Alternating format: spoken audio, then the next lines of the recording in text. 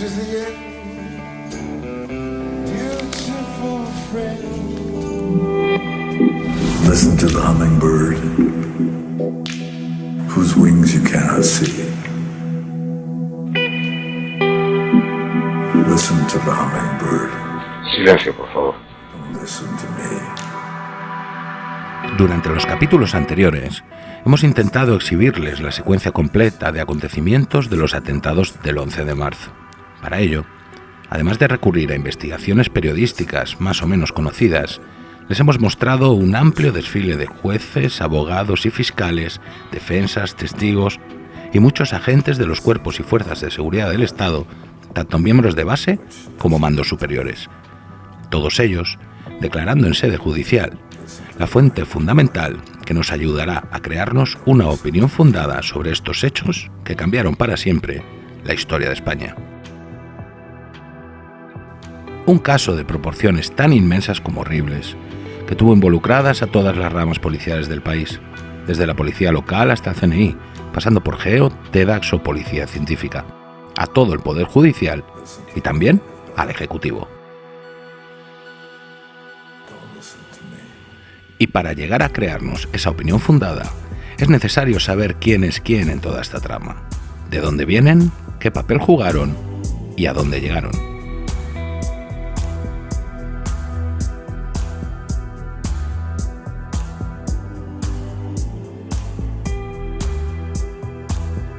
Desde poco después de las 7:30 de la mañana de aquel 11 de marzo, en el que sonara su teléfono, el juez Juan del Olmo se ocupó del que se llamaría Sumario 2004.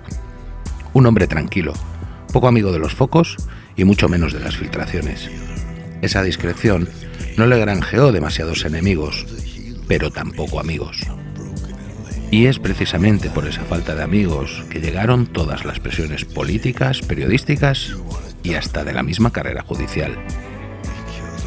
Los diferentes delitos dentro del mismo caso que se iban conociendo se iban asignando a los diferentes jueces de guardia, dificultando así la coordinación en las primeras horas tan fundamentales tras cometerse los hechos. Tardó tiempo y sudor en conseguir reunir en una sola todas las piezas separadas de la causa. En cuanto al sumario, nadie podría haber evitado ese desastre. 93.000 folios, más de 600 testigos, 100 peritos, 50.000 registros telefónicos, 200 pruebas de ADN y todo ello regado de mentiras, medias verdades y manipulaciones. Una investigación viciada política y periodísticamente que concluyó con el auto de procesamiento de los 29 acusados finales de las más de 100 detenciones que se llegaron a efectuar. El juez del Olmo se vio en el fuego cruzado por la batalla para controlar dos relatos, donde los que disparaban se suponía que eran los buenos y él estaba solo. La presión le pasó factura física y psíquicamente, llegando a derrumbarse frente a una de las víctimas de la masacre en una de las contadísimas apariciones públicas que se tienen de él.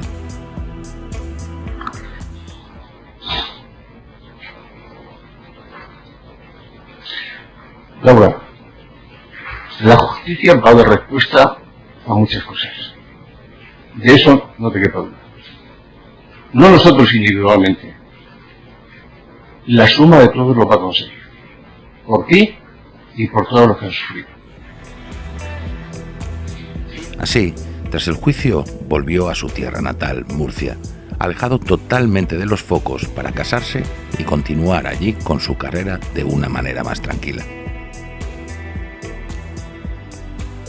El jueves 15 de febrero de 2007, en un pabellón de la Casa de Campo de la Audiencia Nacional, comienza con una expectación que se iría apagando conforme se sucedían las sesiones, la vista oral del juicio del 11M, que tendría que ratificar el sumario del juez del Olmo.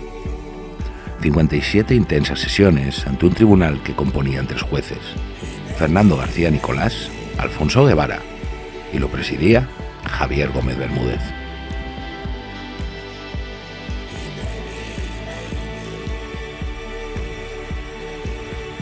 Un perfil totalmente opuesto al de Juan del Olmo, un juez joven y ambicioso, con fama de serio y riguroso, y una carrera prometedora, altivo y locuaz, un juez de los que gustan a los medios. llevó la dirección del juicio con manu militari, arrogante e impertinente en no pocas ocasiones, aunque al menos en las formas, ecuánime, llegando a tener encendidos enfrentamientos con todas las partes interesadas en el juicio. Al menos en las primeras sesiones. Ordena detener. Dígame por qué le ordena detener. Ha explicado por qué le ordena detener. Sí, señoría, pero yo no lo he entendido. Quiero que me lo explique. Usted sí lo ha entendido, y si no lo ha entendido es porque no ha querido, porque ha explicado los motivos. Otra cosa es que usted le convenzan los motivos. No, señoría, le convenzan no. al tribunal. No. O pregunte lo que quiere preguntar, pero no insista sobre la misma pregunta. Dicho. Correcto, señoría. Estoy preguntando más, señoría. Estoy preguntándole al señor testigo. Yo le agradezco mucho a su señoría que me haga las explicaciones, pero me gustaría que me las diera al testigo. Yo no le estoy dando explicaciones. Yo estoy fundamentando la impertinencia de su pregunta, la declaración de impertinencia de su pregunta. Bien, lo que usted está preguntando, ¿qué es concretamente? Señor, vuelvo a insistir, señoría. Dígame usted en concreto un factum jurídico delictivo. Los factos jurídicos los determina el tribunal, perdón usted. No, señoría, lamento discrepar de su señoría y no quiero polemizar con su señoría, pero tengo la impresión jurídica de muchos años que equivocarse en el proceso puede ser grave, pero equivocarse en el derecho de defensa es gravísimo. Por lo tanto, le ruego, señoría, que me deje hacer la pregunta. No, usted hará la pregunta y yo la declararé pertinente o impertinente. Sobre derecho no declara el testigo porque la técnica en derecho la tiene el tribunal. Lo que podrá preguntarle es que sobre qué base ordenó la detención. Pues es lo que estoy preguntando. No, ¿Sobre qué base fáctica policial en derecho? Fáctica sí, jurídica no. Las sospechas que le he manifestado anteriormente. Solo por sospechas. ¿Le parece poco? Sí, me parece muy poco, si me lo pregunta usted. Bien, eso es una cuestión de pareceres que pondrá usted de manifiesto por bien. No he rezado, ni he ido a las mezquitas, ni sé nada de lo que me va a preguntar. Sí, claro. Bien, vamos a ver. Usted podrá no contestar. Sí, perdón, señor. No, sí, yo entiendo que esté nervioso, pero lo que no puede es decir ni sé nada de lo que me va a preguntar porque evidentemente no sabe lo que le va a preguntar. Señor letrado, por favor. Sí. Si no quiere contestar, no conteste. ¿Ha pertenecido usted al movimiento? Un momento, señor letrado. Un momento. Señores agentes, Rafaz Uyer lo quiero en la última línea, pegado a la pared. La grandeza de una profesión tan importante en una sociedad democrática como la nuestra. No es costumbre de este presidente interrumpir los informes, pero creo que ya se han excedido los límites de lo que es un informe jurídico. Reconduzca ese informe, por favor. Con la venia de la sala. Antes de comenzar la sesión de la mañana, quiero pedirle disculpas al señor Zulueta por algunas expresiones que pude tener ayer y que considero que son inconvenientes y que no eran necesarias, atendido sobre todo a la corrección, buena fe y el buen trabajo que está haciendo. Cuando crea que he cometido un exceso, haré esto siempre al inicio de una sesión. No son pocos los periodistas y personajes cercanos al juicio que ven dos jueces completamente diferentes en Bermúdez. Uno, el de los inicios del juicio, dispuesto y resuelto a esclarecer la verdad, tanto que le llegaría a decir a Federico Jiménez Los Santos la mítica frase de Caminito de Jerez, haciendo alusión a la copla y al penal de San Fernando, dando a entender que iría hasta el final, cayera quien cayera. Y el otro, al volver de vacaciones, mucho más reservón, midiendo más sus palabras y sus gestos, cambiando esa ecuanimidad de la que hizo gala al comienzo por una contemporización que no hacía presagiar nada bueno. Casimiro García Abadillo fecha ese cambio de actitud en el parón de vacaciones de Semana Santa. Antes de que Gómez Bermúdez se hiciera cargo de este caso, como ponente y como presidente de la sala, tuve la ocasión de hablar muchas veces con él. Y he de decir que él conocía bastante bien. Y yo creo que en una primera etapa hubo una voluntad genuina de descubrir la verdad. Es decir, porque si no, él nunca hubiera ordenado esta pericia. Que, en definitiva, lo que significa esta pericia es cuestionar la instrucción del juez del Olmo. Yo creo que fue a medida que la vista oral se fue desarrollando, Bermúdez fue cambiando. ¿Por qué se echa para atrás? ¿Por qué cambia su posición? Pues yo ahí lo que tengo son conjeturas, no tengo datos, tengo conjeturas. Sé, porque lo cuenta su propia esposa en el libro que publicó, La soledad del juzgador, que durante la época durante los últimos meses de la vista oral, Gómez Bermúdez tuvo varias reuniones con la vicepresidenta del Gobierno, con María Teresa Fernández de la Vega. Sabemos que él quería y estaba muy interesado en conservar su puesto como presidente de la Sala de lo Penal de la Audiencia Nacional. Él creía que con la dirección del juicio que había hecho, de la vista oral, tenía suficiente prestigio como para hacer una sentencia del gusto del Gobierno, aunque no del todo. Es decir, no es una victoria del Gobierno 4-0, es una victoria por los pelos, pero sí que es verdad que es una victoria en la que el juez se deja muchos pelos en la gatera. Ese intento de mantener su carrera intacta, queriendo contentar al gobierno y a los medios que clamaban por la verdad, le llevó a una tierra de nadie, donde no mantuvo el puesto, ya que hoy forma parte de una prestigiosa firma de abogados, ni conservó su integridad. Caminito de Jerez, por el puerto de Santa María, caminito de Jerez, paz, vas a la cárcel. Ese penal del puerto, puerto de Santa María, en las célebres carceleras de Caracol. O sea, a la cárcel. Dice, ha sido manipulada, es falso que se la dijera a nadie más y en ningún otro sitio, a un grupo de estudiantes de COU. Mentira, mientes, Gómez Bermúdez, me la dijiste a mí, delante de Ignacio Villa y de Maite Cunchillos y de otros empleados de tu juzgado y de tu señora entonces Elisa Beni. Y a muchas víctimas también se lo dijiste. Y conozco también de primera mano porque ella me lo dijo, Inma Castilla de Cortázar me lo dijo y además me dijo, te doy autorización para que lo cuentes donde quieras. Sí. Eso me dijo el juez Gómez Bermúdez. Sí. Es que todavía España no está preparada para conocer la verdad. Bien, no te estoy preguntando sobre la autoría intelectual de los atentados. Y entonces me dijo, cogiéndome así del hombro, o sea, hay cosas que son tan complejas, tan graves, que es mejor que no se sepan todavía, que se sepan más adelante, ¿no? Entonces yo puse cara de tonta y dije, no sabía que los jueces teníais competencias para saber cuándo es el momento oportuno para hacer justicia.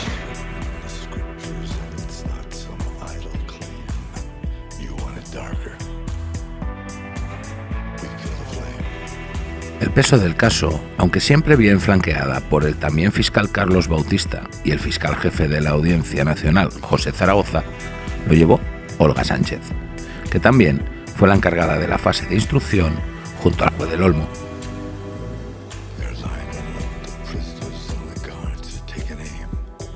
La línea seguida por Fiscalía tenía tres pilares fundamentales: la autoría de Al-Qaeda personificada en los detenidos de la célula de Virgen del Coro, la autoría material del grupo de Yamal Hamidán y Zogam y la utilización de la goma 2 eco de Mina Conchita con la que poder incriminar a la trama asturiana.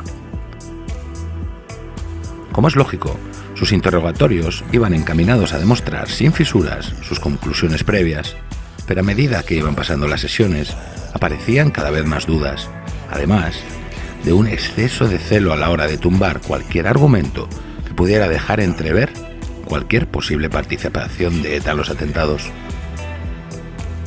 Y con todo ello, la presión de la prensa.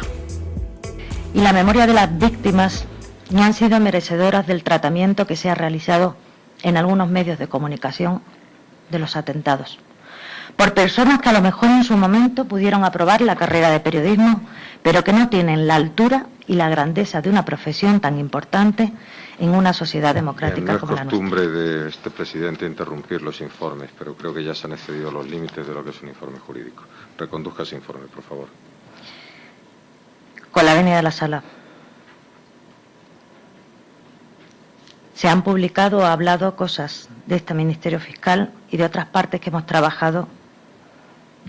Bien, y podrá usted ejercer las acciones o hacer lo que le parezca más oportuno. Llegó a perder varias veces los nervios en la sala, llegando a encararse con algunas de las víctimas que no creían en sus postulados. Suya es la famosa frase: en los trenes estalló goma 2 eco y vale ya. Tras el juicio, al igual que el fiscal jefe Javier Zaragoza, fueron promocionados y ahora ocupan plaza como fiscales en el Tribunal Supremo. Hasta 23 abogados representaron a las acusaciones particulares de varias asociaciones de víctimas de terrorismo o de afectados particulares de forma individual. No vamos a entrar en esa batalla por respeto a todos aquellos que perdieron un ser querido o sufrieron en propias carnes semejante dolor. Tan solo apuntaremos un detalle. El enfrentamiento que se vivió entre ellas fue el mismo al que nos abocaron a todos.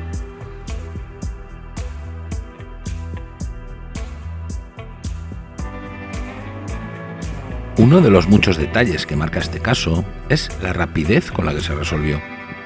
Un motivo de orgullo, como para tener confianza plena en quien tiene la difícil tarea de protegernos a todos. Una actuación a simple vista rápida y eficaz, que incomprensiblemente no tuvo el eco que se le presupone a una hazaña de ese calibre. No es extraño preguntarse entonces por qué en una sociedad donde es tan habitual colgarse medallas que no te corresponden, nadie, absolutamente nadie, haya querido aprovecharse de un éxito tan colosal.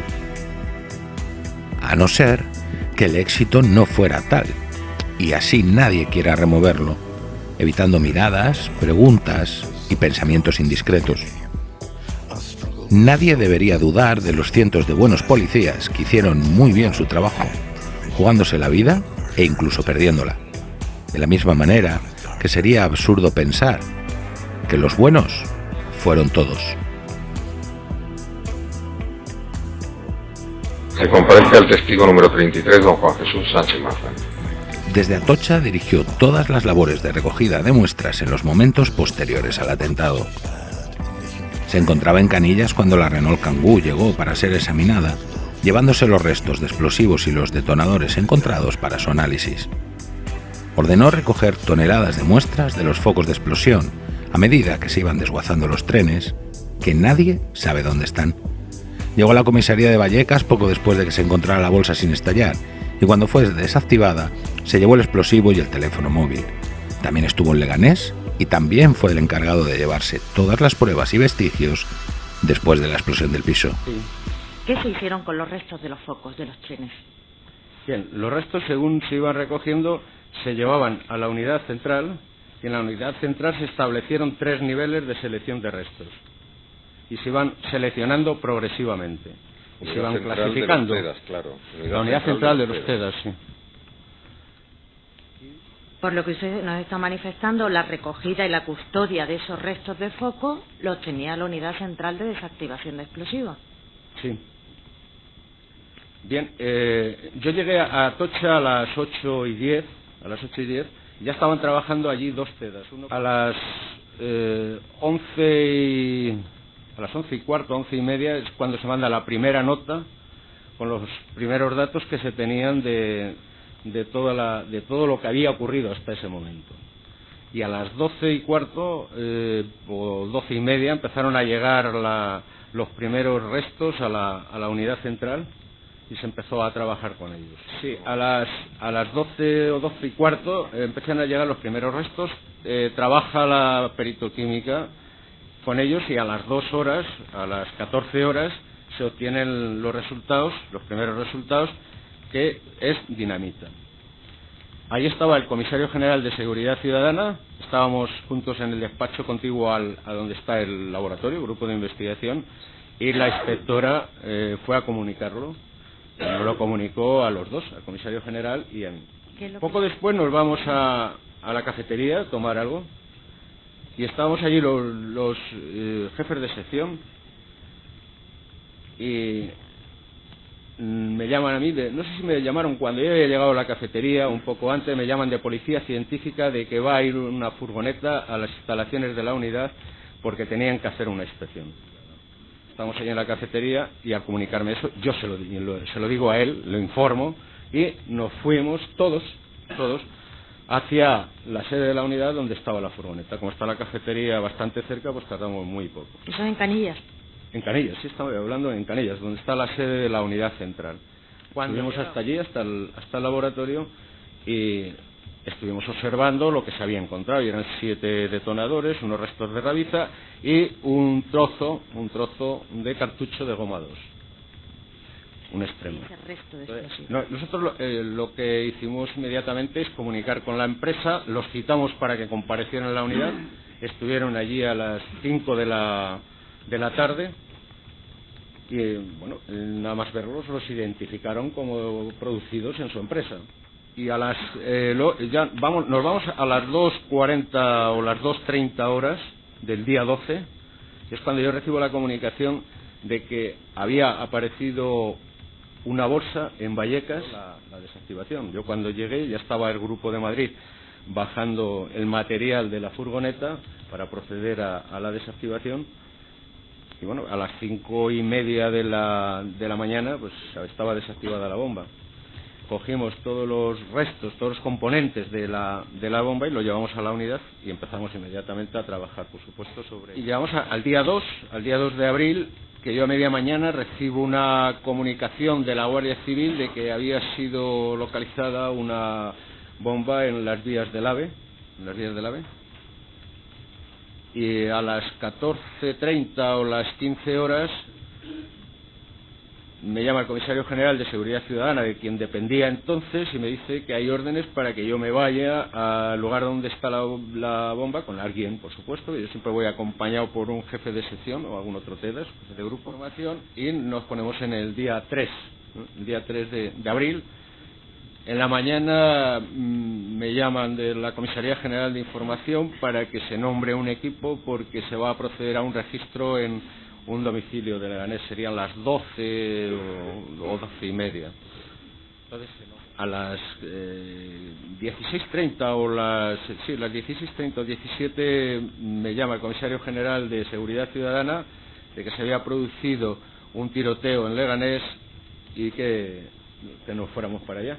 Una vez que se asegura la zona, se empiezan a recoger restos, se recogen restos de explosivos, se recogen bolsas contenedoras de explosivo, cartuchos, bastantes envueltas de cartuchos, detonadores, bastantes detonadores. ¿Cartuchos de explosivos se refiere? Sí, de cartuchos de explosivos.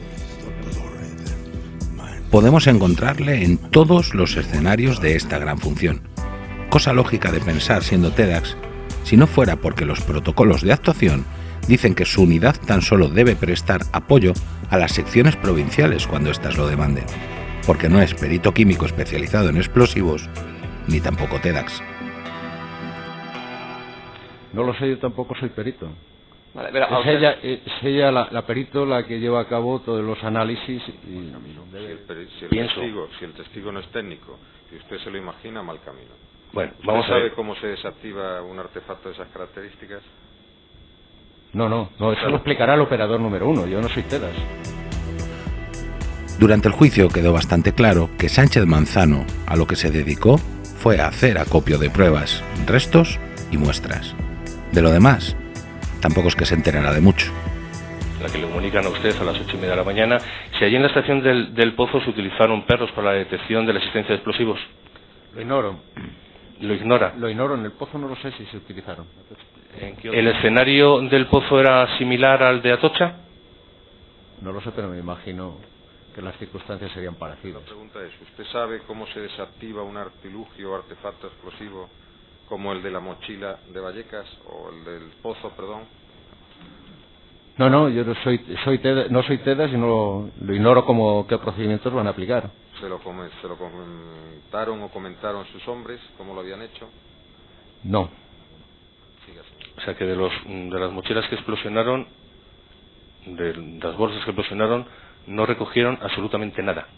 Nada. Explosivo. ¿Sabe si le fueron entregados también a la perito para que realizara los análisis que se pudieran derivar de la combustión que se había producido en esos restos? Yo ignoro ahora mismo los restos que pudo manejar la perito para hacer los análisis. ¿Recuerda exactamente dónde se recogieron los vestigios y qué vestigios se recogieron? ¿O no lo recuerda? No lo recuerdo. No lo recuerda.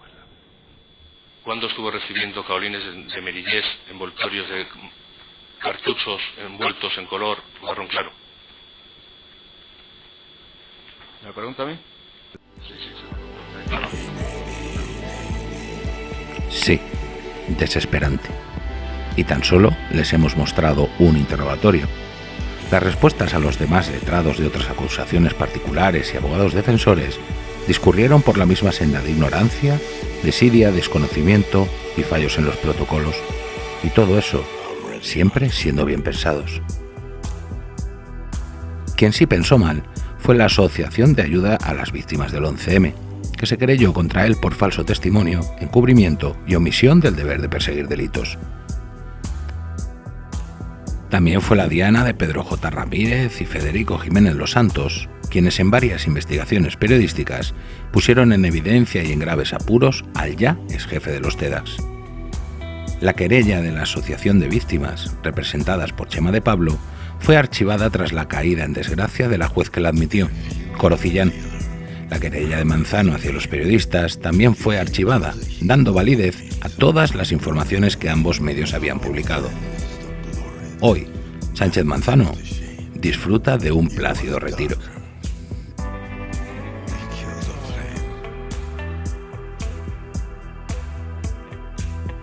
Si bien es llamativo el paso de Sánchez Manzano por todos los escenarios de los atentados, no lo es menos el de otros personajes que van apareciendo por hallarse su ámbito de actuación más acotado. En la trama asturiana, el comisario jefe de estupefacientes de la comisaría de Avilés, Manolón, es pieza clave. ¿Tenían ustedes otros confidentes, imagino, aparte de José Emilio Suárez Trasorras?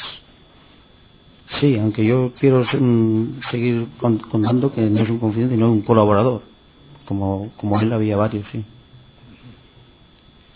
¿Cuándo le conoció a Suárez Trasorras? A raíz de la detención en la Operación People. Esta operación se desarrolló, ¿recuerda el año? Sí, en el 2001. ¿Fue detenido Suárez Trasorras en esta operación? Sí. ¿Fue detenido Antonio Toro? Sí.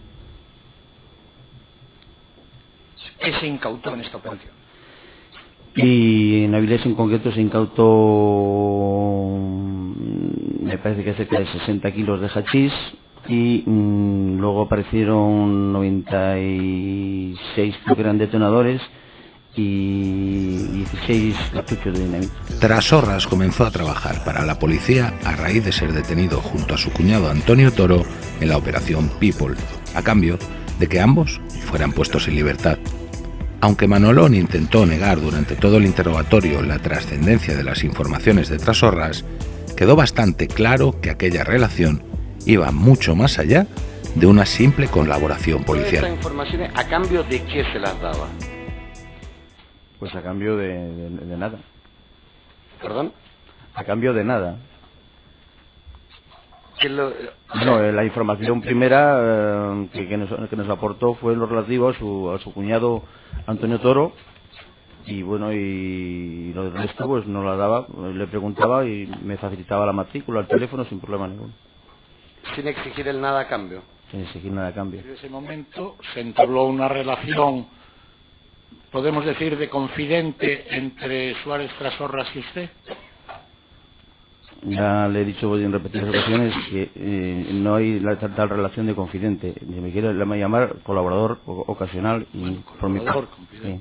Bueno, vamos a ver, ¿cuándo le dijo el señor Trasorras el asunto de los moritos? Bueno, si se refiere a lo de bajar a Madrid fue en el 2003. Si se refiere al tema de la subida de hachís, estamos hablando yo creo del 2004. Y luego, ya si se refiere a todo lo relacionado, bueno, y a discusión con su mujer, también estamos hablando de febrero-marzo del 2004. Y luego, si se refiere a lo del atentado y a los días posteriores al atentado. Bueno, pues vamos a ver. ¿Ya le había dado en esa fecha Suárez Trasorras a usted la agenda? ¿Y qué pasó con la agenda? Porque la agenda aparece ya después del 2004, tardíamente, cuando el señor del Olmo, después de sus primeras declaraciones, le dice: oiga, usted recibió una agenda, no me dijo nada, tráigamela. Y ahí apareció la agenda. Usted no dijo entonces que había sacado una copia, se la dijo al señor del Olmo cuando él se la pidió. ¿Qué pasó con esa agenda? Cuéntenos un poco de ese asunto de la agenda. La agenda, bueno, la agenda en un momento determinado me la da la fotocopio. En un momento determinado, aproxime ese momento al tiempo. Finales del 2003. 2003. Sí, finales del 2003. Me da la agenda original, la fotocopio, le devuelvo el original a Emilio Suárez Trasorras y yo me quedo con la fotocopia. Y yo la fotocopia no la utilizo más hasta que llegan los compañeros. Bueno, la utilizo sí en una ocasión y bueno, también le eché un vistazo, no voy a decir que no le eché un vistazo. Y no la voy a utilizar hasta que nos convienen los compañeros de Madrid a su momento. Podría estar Además de esa llamada que tuvieron usted y el señor Trasorras en Canarias, ¿hubo algunas más? ¿Me puede repetir la pregunta? Que digo que además de esa llamada que usted le hizo al señor Trasorras cuando él estaba en Canarias en su luna de miel, ¿hablaron alguna vez más usted y don Emilio Suárez Trasorras, usted desde Avilés y él desde Canarias? No creo. ¿No hablaron ninguna vez más? No creo. Vamos a ver, ¿recuerda usted que le llamó el señor Suárez Trasorras para decirle que el chino le había dicho que iba a ir a Madrid a recogerle para enseñarle Morata de Tajuña? A mí nunca me dijo eso. ¿No se lo dijo nunca? Nunca. ¿Cómo se explica entonces que después de la llamada del chino a Suárez Trasorras diciéndole eso, hay al minuto una llamada de Suárez Trasorras a usted, a Avilés? ¿De qué hablaron en esa llamada? Eso se lo tendría que preguntar a su defendido, porque yo no sé por qué me llamó al minuto de hablar con esa persona. ¿Pero le llamó? No lo sé si me llamó, no lo sé, es que yo sé esa secuencia, no la sé. No recuerda usted esa secuencia. En su declaración ante el juez del Olmo, instructor de estos autos, el señor del Olmo le puso de manifiesto muchísimas llamadas, el señor fiscal creo que contaba ayer o lo decía 63, entre finales del 2003 y finales de febrero del 2004. Todas estas llamadas, o gran parte de esas llamadas, una en concreto además es absolutamente significativa, la del 27 de diciembre, coinciden con viajes que hizo Jamal Almiral, el chino, a Asturias. Y en todos esos hay siempre llamadas de que Suárez Trasorras a usted. ¿De qué hablaban en esas llamadas? Porque usted... perdón, le he cortado, perdón usted. No, le iba a decir simplemente que no ignoro, ya le dije ayer que las llamadas eran súper cortas y si cogía el teléfono y a lo mejor le decía pues estoy ocupado, estoy en este sitio, y lo que ya no llego yo a ver si él me llama a esas horas y después de hablar con ellos era para saber en todo momento dónde estaba yo. Es decir, usted no controlaba al señor Suárez Trasorras, sino que el señor Suárez Trasorras le controlaba a usted. Pues a la vista de los acontecimientos hay bastante más posibilidades de que fuera así. Desde el 2001 tomaban café, comían juntos, compartían informaciones fructíferas para ambos. Se llamaban asiduamente, más de 60 veces en los 2 meses anteriores a los atentados, y siempre en momentos clave de la actuación de Yamal Amidán. Manolón tenía hasta la agenda de Trasorras con el teléfono del chino, y Manolón no se acuerda de nada. Quizás siempre será mejor que te llamen inepto a corrupto.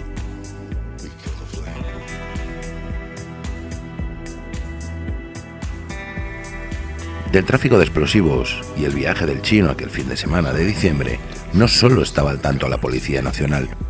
La Unidad Central Operativa de la Guardia Civil también tendría mucho que explicar. Al menos tenían 2 confidentes que les estaban informando detalladamente de esos movimientos: La Bandera y Zugier. Cuando él le mostró los explosivos en el interior de ese vehículo Citroën Sara de color dorado y en las proximidades de la comisaría de policía de Avilés, Perdón, de la comisaría de policía de Gijón. Perdón, de Gijón. ¿Qué es lo que le dijo usted? ¿Qué hizo usted, perdón? Pues la verdad que me lo tomé, fue cuando me lo empecé a tomar en serio y bueno, en el momento no recuerdo las palabras exactas, pero a partir de ahí fue cuando me confié. Se dirigió a la comisaría de policía de allí de Gijón. Sí. ¿Qué es lo que pasó? Pues que me dirigí a ellos y bueno, pues La verdad es que no solo reproche, porque yo también llevaba tiempo tomándomelo bastante a broma, y me dijeron que serían pues algún minero con unos cartuchos de dinamita, que los habían robado, que no tenía importancia, que me fuera y que no obstante que eso quedaba ya digamos en manos suyas, que no tenía de qué preocuparme. ¿Qué hizo usted después de denunciar a la policía, de ir a la Policía Nacional y ver que no se hacía nada? Bueno, yo no, en ese momento vi que me tomaban a risa, pero no pensé que no fuesen a hacer nada, entonces me fui para casa normalmente, como siempre. ¿Por qué acudió a la Guardia Civil? Acudí a la Guardia Civil porque cuando se les detuvo en la operación People, yo pensé que había sido por los explosivos. Al ver que esto había sido por otro tipo que había sido por drogas, pues acudí a la Guardia Civil. ¿Cuándo conoció a José Emilio Suárez Trasorras? Lo conocí algo después de haber detenido a Antonio Toro. Pues me quiso seguir con un negocio de un coche y bueno, y nada, y le pregunté porque me había dicho que tenía 400 kilos de goma 2 para vender. Entonces ¿Que tenía 400 kilos de goma 2? 400 kilos de goma 2. Entonces avisé a la Guardia Civil y me mandaron que le siguiese preguntando. Le volví a preguntar y me dijo que ya le quedaban solo 200 unos días después. Fue la única relación que tuve, no nada más. Usted ha relatado una serie de amenazas o una serie de hechos concretos que ha sufrido. ¿Y por qué achaca a la policía precisamente? Mire, yo achaco a la policía esto del tiroteo, no es que tampoco lo achaque, sospecho. No sé, cuando estás en una situación como la que estoy yo, pues ya se sospecha de todo el mundo. A veces se sospecha de todo el mundo, ¿no? Efectivamente, yo ya he llegado a sospechar hasta de mi novia. Entonces, una cosa que me hace sospechar mucho es que hay un momento en el que sale una nota oficial en la que dicen que el tiroteo fue un ajuste de cuentas. Seguidamente el señor Trasorras dice al periódico El Mundo que sí que fue un ajuste de cuentas, pero que este ajuste de cuentas lo pagó o lo contrató o fue cosa de un policía que yo no conozco que se llama Manolón. Inmediatamente cambia la versión y sale la versión de que me inventé el tiroteo. Todo lo que rodea a la bandera es oscuro y truculento. Un tiroteo en el que le intentan matar, presiones de la policía para que no mencione las relaciones de Antonio Toro con ETA, que éste le había contado, el suicidio de su mujer, la desaparición de las notas donde reflejaban sus denuncias y la cinta. Francisco Javier La Bandera llamó a la Central Operativa de Servicios para comunicar que quería participar en una serie de cosas en relación con una venta de explosivos en el club. Entonces, tomaron nota del teléfono, él dejó el teléfono suyo y cuando yo llegué, que entré a las 14:30, me parece que era, ¿no? Entonces entré, me pasó en la Central Operativa, me pasó la nota con el número del teléfono de este hombre y entonces me puse en contacto con él. Y me empezó a contar una cantidad de cosas inmensa, pero yo al ver que era una cosa tan en principio tan seria y tan diversa y tan, pues cogí y decidí decirle que no me contase más, que yo lo iría a ver a su casa, que hagamos una cita previa. Y entonces quedamos para el día siguiente, creo, y al día siguiente, al ver que había tantas cosas y pues cogí y decidí llevar la grabadora oficial para recabar toda la información y luego analizarla, porque era mucho lo que me estaba diciendo. En ese momento, cuando yo entrego el informe y entrego la cinta, el oficial que estamos hablando se puso en contacto con el jefe de la comandancia, con el teniente coronel. El teniente coronel decidió que la operación esa la haría la unidad orgánica de policía judicial y no el grupo de información al que yo pertenezco. Entonces, desde ese momento yo me desvinculo. Me dejan apartado de la investigación esa, yo lo único que y esa cinta, al parecer, se queda, la microcassette, que es una microcassette, se queda en la mesa que tenía el oficial ¿no? Esa grabación, esa microcassette, por lo que fuere, quedó ahí en el cajón, en uno de tal, insertada en algún sitio, y esa mesa, o él no le dio importancia a la microcassette, y si el informe, no lo sé. Pero la mesa esta, cuando hubo un cambio de mobiliario, que vino un mobiliario nuevo, se fue trasladada al cuartel de Cancienes y a lo mejor al moverla, al limpiarla creo yo, pues fue cuando cayó la cinta y la encontraron allí, casualmente. ¿Dónde la encontraron? En el puesto de Cancienes. El controlador de la bandera en la Guardia Civil, el agente Campillo, grabó su primer encuentro. Esa cinta se perdió, para aparecer, años después, pegada debajo de un cajón de un escritorio. En su declaración, Campillo ratifica en líneas generales la declaración de la bandera. A Campillo le retiraron del servicio y nunca le contaron que había otro confidente, Rafa Zugier, que estaba informando del mismo tráfico de explosivos de Toro y Trasorras. ¿Usted esa sospecha se la transmitió a la Unidad Central Operativa de la Guardia Civil? Porque yo pensaba que hasta los asturianos eran de ETA. Porque explosivos, ¿para qué valen los explosivos en este país? ¿Y cuándo se la transmitió? Pues el febrero del 2000...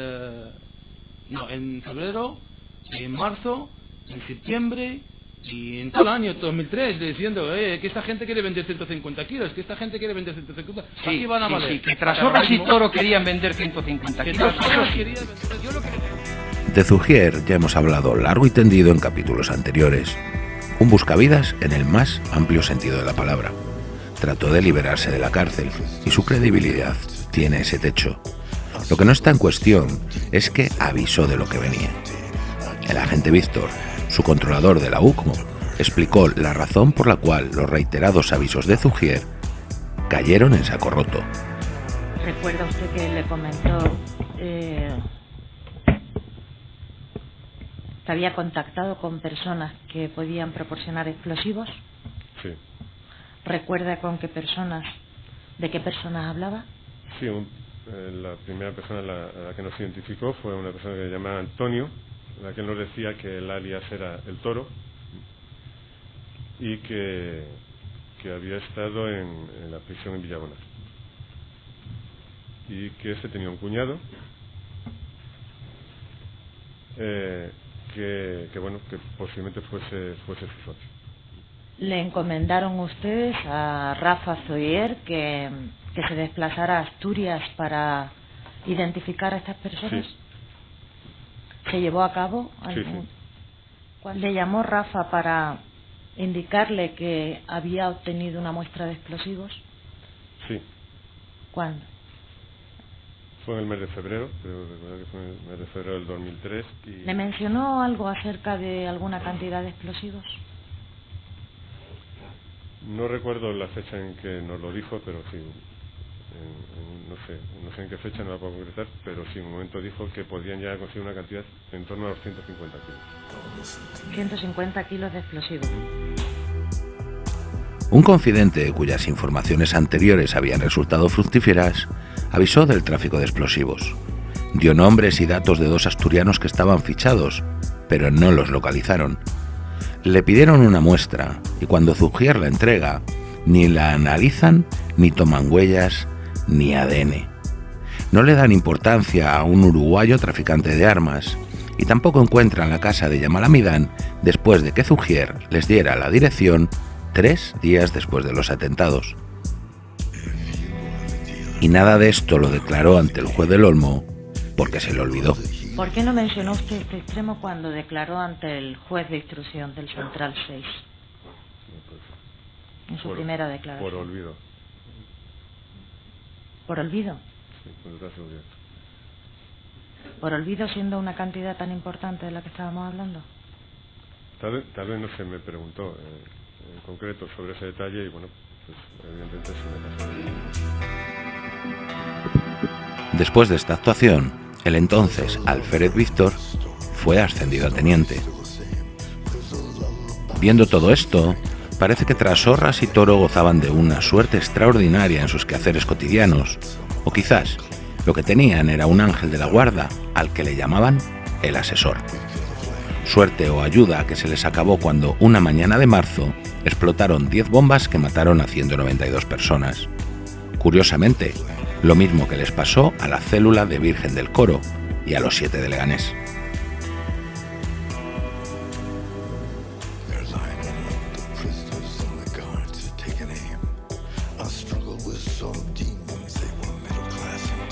Vamos a ver, las primeras referencias que tenemos sobre los hermanos Uladacha y Yamal Amidán eran cuestiones relacionadas con delitos comunes. ¿Qué entiende usted por el grupo de Lavapiés? El grupo de Lavapiés era un grupo que se reunía personas del mismo origen, que eran del barrio de Tánger, que eran todos amigos, y que iban a la mezquita de Peña de Francia, que está en la calle Peña de Francia de Lavapiés. Había unas reuniones, hay otras de Stigal, de Aldeguajid, Rax Sosaine, que decía que había reuniones en su peluquería en la que se trataba unos temas de contenido radical islámico. Aparte de eso, anteriormente, dentro del grupo Lavapiés, fue detenido Said Chedadi dentro de la célula de Abu Dada del sumario 35. Tampoco es que los servicios de información estuvieran especialmente lúcidos los meses antes de los atentados. Todos los miembros de las diferentes divisiones de información que pasaron por la sala de la Audiencia Nacional fueron detallando con pelos y señales todos los movimientos de la célula de Virgen del Coro y los suicidas de Leganés anteriores a los atentados. Números de teléfono, llamadas, reuniones, direcciones, lo sabían todo de ellos, menos que planeaban un gran atentado. Y lo sabían porque llevaban siguiéndolos a todos desde el año 2001. Después del 11S de Nueva York se supo que uno de sus autores, Mohamed Atta, había estado en España meses antes preparando su ataque.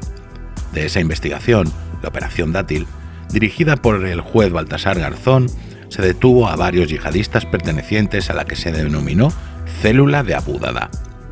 Es de los elementos que no pudieron ser culpados en aquella ocasión, de donde se sacan todos los nombres que integrarían posteriormente la Célula de Virgen del Coro, a la que se trató de culpar sin éxito de los atentados del 11M.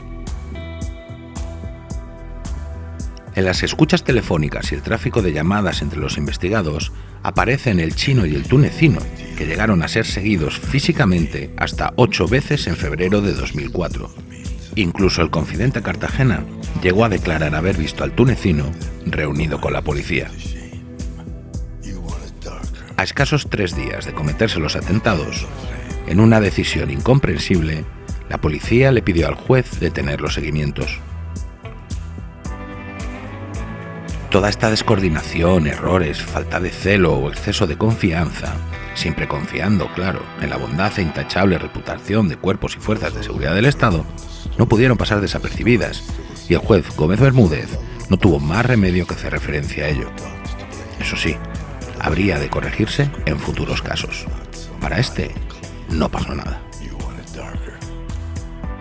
Se trata de un caso de descoordinación y mala transmisión de información que debe corregirse en el futuro, pero que carece de efectos jurídicos relevantes, siendo comprensible, atendidas las extraordinarias circunstancias concurrentes esa mañana y la prioridad absoluta que se dio a la identidad.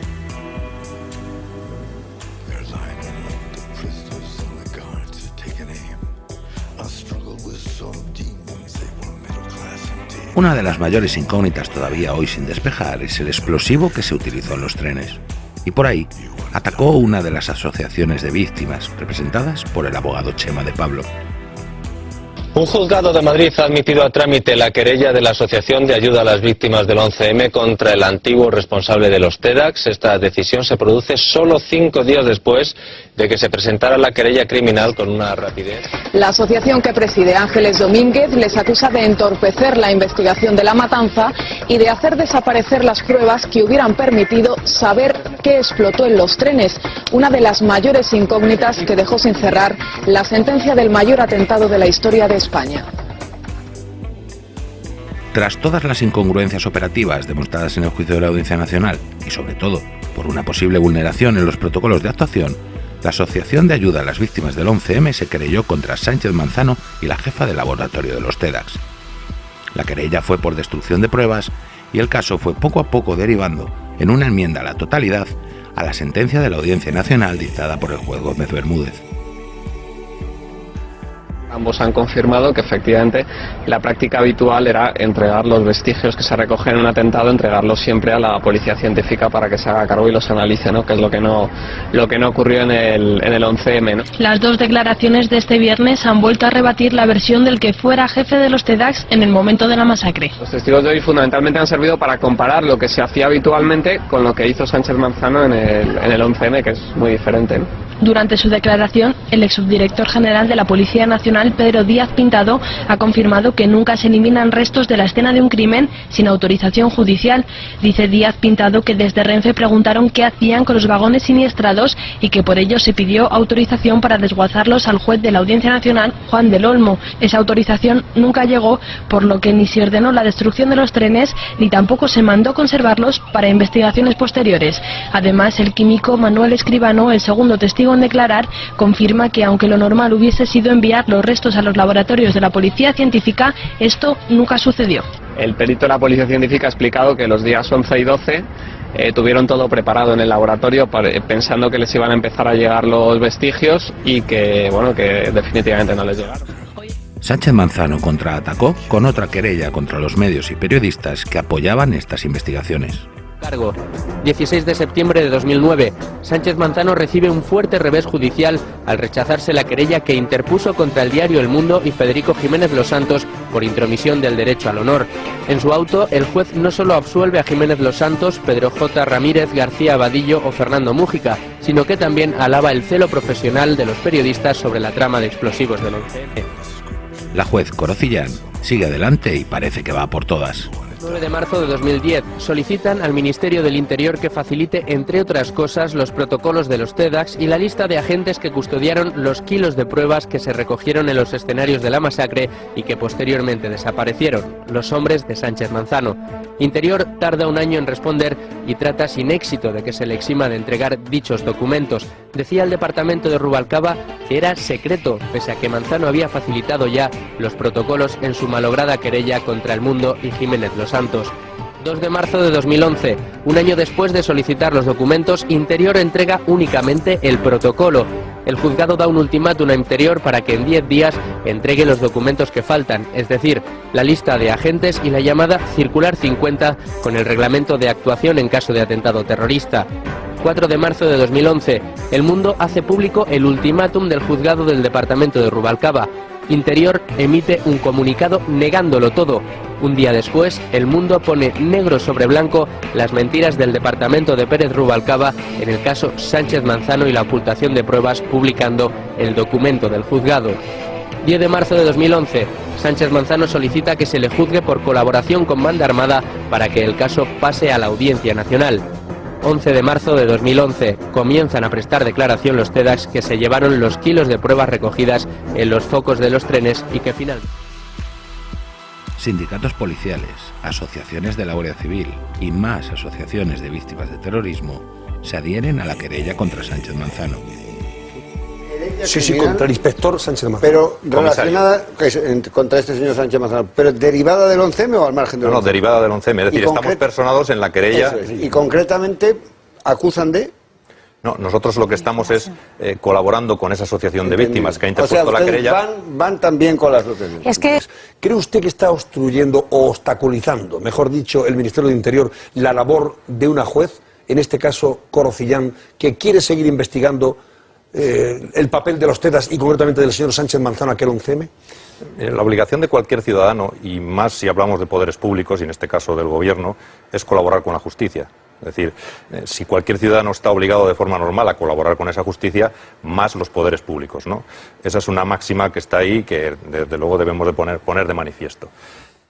Por las actuaciones que estamos viendo, sí que es verdad que se está, no sé si obstaculizando, pero desde luego no se está colaborando lo que se debiera colaborar con la jueza que está investigando este asunto. La Unión de Oficiales de la Guardia Civil se persona como acusación en el proceso abierto contra Sánchez Manzano. La juez que instruye la causa ha dado otro ultimátum a Interior para que identifique a otros 3 agentes que estuvieron en el equipo del que fuera jefe de los TEDx. La Fiscalía ha pedido a la Audiencia de Madrid que no archive la querella contra el que fuera jefe de los TEDx durante el 11M, Juan Jesús Sánchez Manzano, por su actuación en la recogida de las muestras tras la masacre. En un extenso informe, el Ministerio Público cree que hubo pruebas de los atentados que desaparecieron de las instalaciones de los TEDx sin que nadie dé razón de su destino. Según publica El Mundo, la juez Corocillán ha vuelto a solicitar a la Audiencia Nacional que aclare quién ordenó desguazar los trenes tras los atentados del 11M.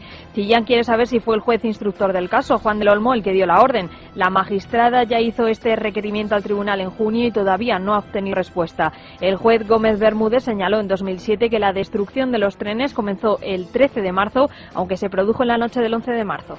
Digital.com les está contando hoy que la juez Corocillán ha citado a declarar a la forense del 11M. Lo hace dentro de la causa contra el que fuese jefe de los TEDx, Juan Jesús Sánchez Manzano. Carmen Baladía coordinó y supervisó las labores de identificación y las autopsias de las víctimas de esa masacre.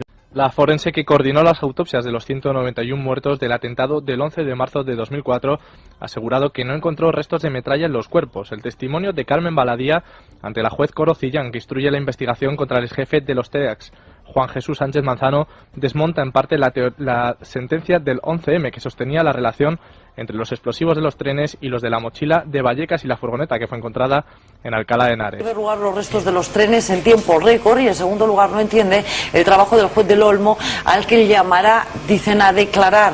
Alberto Lardíez, buenas tardes. Muy buenas tardes, Pilar. Ya hace bastante tiempo que la juez Corocillán cogió este complicado toro por los cuernos, el del 11M, y quiere llegar hasta el final, quiere conocer todos los detalles, todas las incógnitas aún por resolver de esos terribles atentados. Y por eso lo último que ha hecho Cillán ha sido admitir a trámite una petición del sindicato Manos Limpias para que declaren en la causa tanto el juez Juan del Olmo como la fiscal Olga Sánchez, que se encargaron de juzgar el tema del 11M en la Audiencia Nacional. El caso fue cogiendo vuelo, y tanto voló que a Corocillán le cortaron las alas. La jueza Corocillán molesta tanto que, tal y como vuelve a revelar en exclusiva la Gaceta, continúa existiendo una trama para conseguir apartar a la magistrada de la carrera judicial. Pero a pesar de lo ya demostrado, la jueza encargada de la instrucción del sumario del 11M y que aún mantiene vivo el caso, no desiste en su objetivo de resolver todas las incógnitas que quedan en el aire sobre el mayor atentado que ha sufrido España y Europa. Las revelaciones del diario del Grupo Intereconomía demuestran cómo dos letrados admiten en varias conversaciones de correo electrónico estar llevando a cabo un proceso de desestabilización hacia Cillán. Según fuentes judiciales, el asunto con el que aparece relacionada la conversación, el cierre de la discoteca MoMA, carece de importancia suficiente para justificar un proceso de expulsión de la carrera judicial. Es por esto que todo hace suponer que el acoso y derribo hacia Corocillán tenga más que ver con otras diligencias que lleva la magistrada, como la del 11M. En la conversación, uno de los letrados dice explícitamente: llámame para que te cuente cómo va el proceso de desestabilización de la juez. El contenido literal de estos emails está en la documentación que posee el Juzgado de Instrucción número 19 de Madrid.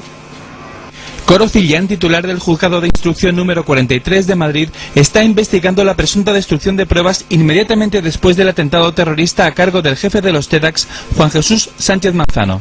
Recientemente ha admitido a trámite la querella de Saer Al-Jarrah contra Sánchez Manzano, así como el escrito de pruebas a cargo de Manos Limpias. Según informa la Gaceta, que cita fuentes judiciales, el Consejo General del Poder Judicial ha lanzado una investigación por sorpresa del juzgado de Corocillán con el objetivo de apartar a la juez del caso. La iniciativa parte de Eduardo Esteban, de la Fiscalía Provincial de Madrid. Fuentes judiciales apuntan que el motivo de la investigación, que no tiene carácter ordinario, es que la juez está investigando un asunto muy sensible. Corocillán sufrió hace 2 meses un incendio en su casa originado en los conductos de ventilación. Hay dudas de hasta qué punto sea un accidente, ya que la juez detectó antes un fallo en la cerradura de su vivienda. La Audiencia Nacional ha ordenado el archivo definitivo de la causa abierta contra el comisario y exjefe de los TEDx, Juan Jesús Sánchez Manzano. La juez Corocillán, encargada de instruir la demanda presentada por la Asociación de Ayuda a las Víctimas del 11M, le imputaba por los delitos de falso testimonio, omisión del deber de perseguir delitos y encubrimiento a raíz de la querella. Ahora los magistrados de la audiencia defienden que la actuación del artificiero en los atentados de Madrid es cosa juzgada. La Unión de Oficiales de la Guardia Civil se ha mostrado dispuesta a llegar hasta el final para saber la verdad sobre el 11M y ha dicho en declaraciones a Es Radio que le costan presiones, sobre todo mediáticas, contra la juez Corocillán en la causa de Sánchez Manzano. El SUP emitía esta semana una nota acusando a Rubalcaba de estar detrás de un plan para apartar a Cillán del caso. Precisamente el juez del 11M, Gómez Bermúdez, fue ayer el único magistrado que no hizo referencia a las víctimas del terrorismo ante el Consejo General del Poder Judicial durante su valoración como candidato a presidir la Sala de lo Penal de la Audiencia. Los otros aspirantes, Grande Marlaska y Teresa Palacios, rechazaron su propuesta para remodelar la sala. Nosotros nos queremos mantener al margen de posibles rencillas entre sindicatos. Si lo denunciado por el SUP es cierto, sería algo gravísimo, pero deberán de ser el SUP y el SPP quienes sean los que tomen parte en ese asunto. Nos constan presiones, sobre todo de índole mediático, a la magistrada titular del Juzgado de Instrucción número 43 de los de Madrid. Nos consta. Una vez retirada la juez Corocillán del caso, no fue difícil buscar una excusa para archivar la causa contra Sánchez Manzano y dejar así de remover el agua estancada.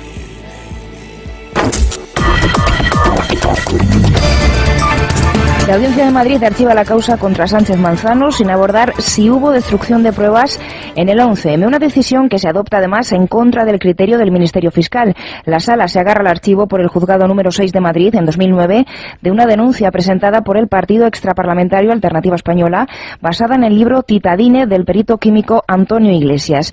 2 semanas después se presentó otra querella más detallada de la Asociación de Ayuda a las Víctimas del 11M que sí prosperó y que ha permitido que 16 TEDx hayan calificado en sus testimonios de irregular la actuación del que fuera su superior cuando se produjo la masacre, Juan Jesús Sánchez Manzano. La decisión de la Audiencia de Madrid es recurrible ante el Tribunal Supremo. Y tras el archivo de la querella, el calvario de la juez Corocillán. La única persona con poder real que se atrevió a reabrir el caso de los atentados del 11M en Madrid está hoy incomunicada en una institución mental de la Castilla Profunda. No habían eliminado a un juez, habían eliminado la esperanza de saber algún día la verdad.